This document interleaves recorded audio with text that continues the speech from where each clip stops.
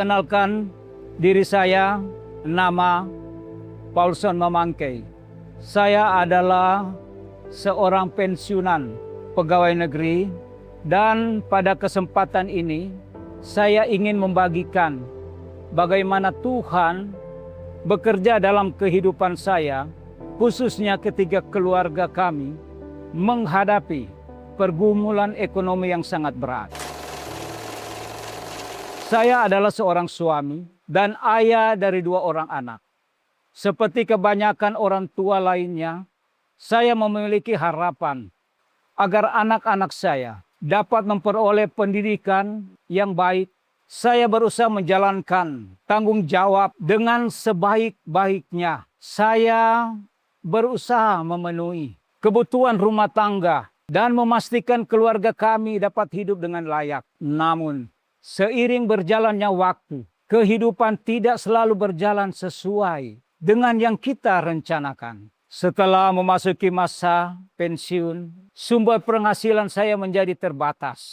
Saya memang masih menerima penghasilan sebagai seorang pensiunan, tetapi jumlahnya tidak lagi sama seperti ketika masih aktif bekerja. Di sisi lain, kebutuhan keluarga terus meningkat. Anak-anak semakin bertumbuh dan membutuhkan biaya yang tidak sedikit, terutama dalam bidang pendidikan. Sebagai orang tua, saya percaya bahwa pendidikan adalah satu investasi terbaik untuk masa depan anak-anak. Biaya yang harus dikeluarkan tidak sedikit. Penghasilan yang ada seringkali tidak mencukupi. Saya mulai merasa bingung.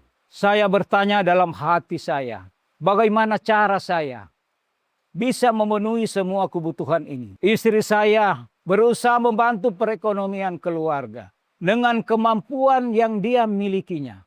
Kami berdua bekerja sama dan berusaha. Namun apa yang kami lakukan tetap belum cukup. Saya mulai memikirkan berbagai kemungkinan yang dapat terjadi. Bahkan pernah terlintas dalam pikiran saya untuk menghentikan pendidikan anak saya. Pada masa itu saya benar-benar berada dalam kondisi yang penuh tekanan. Tetapi di tengah keputusasaan itu, saya dan keluarga memiliki untuk melakukan satu hal yang kami percaya sejak dahulu. Membawa semua pergumulan kami kepada Tuhan di dalam doa. Kami tidak meminta kekayaan ataupun kemudahan hidup tanpa usaha. Kami hanya memohon agar Tuhan membuka jalan sehingga anak-anak kami dapat terus melanjutkan pendidikan dan keluarga kami dapat melewati masa sulit tersebut. Meskipun keadaan belum langsung berubah, kami terus belajar untuk percaya. Kami terus berusaha bekerja dan mengelola apa yang kami miliki. Kami terus melangkah sambil menantikan pertolongan Tuhan. Dan benar, Tuhan mulai membuka jalan yang tidak pernah kami bayangkan sebelumnya. Sedikit demi sedikit, kebutuhan pendidikan anak kami dapat terpenuhi. Tuhan menghadirkan pertolongan melalui berbagai cara. Apa yang sebelumnya terlihat mustahil perlahan menjadi mungkin. Anak kami dapat melanjutkan pendidikan dengan baik. Bahkan kemudian anak kami memperoleh kesempatan bekerja di bidang yang sesuai dengan pendidikannya. Sebagai seorang ayah melihat anak dapat menyelesaikan pendidikannya merupakan kebahagiaan yang tidak dapat diukur dengan materi.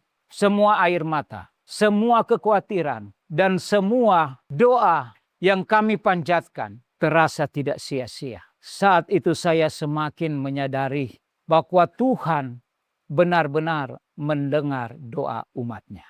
Namun perjalanan hidup belum berhenti sampai di situ. Saat satu anak telah menyelesaikan pendidikannya, masih ada satu anak lagi yang harus melanjutkan pendidikan ke jenjang yang lebih tinggi. Sekali muncul pertanyaan dalam pikiran saya.